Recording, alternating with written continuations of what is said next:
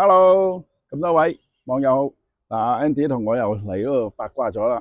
呢度咧，原來咧發現咧有個叫格力集團打造嘅創科城喎。原來呢度見到好似好古色古香嘅地方咧，原來係一個偉人萬書嘅故居嚟嘅，喺香洲嘅偉人嚟嘅，係文化遺產嚟嘅，唔拆得嘅。呢棟係酒店啦，呢棟係酒店。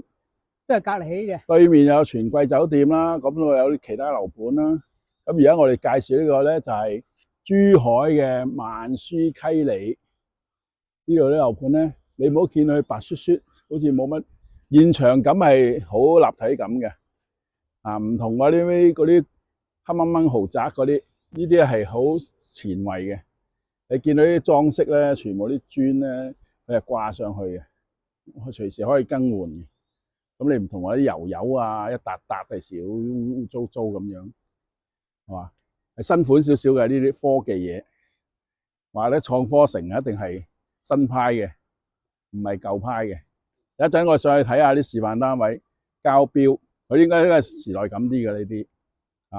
咁另外我諗下咧，呢度咧可以，因為啲住宅咧，呢個全區幾乎喺呢個商業區，住宅咧得幾棟，你真係可以當城主噶啦自己。哇！真係城主。係啊 ，very good 啊，真係。你出邊咧仲有好多啲商業配套喎。而家陸續做開業噶咯，開始而家開始招標招商噶啦。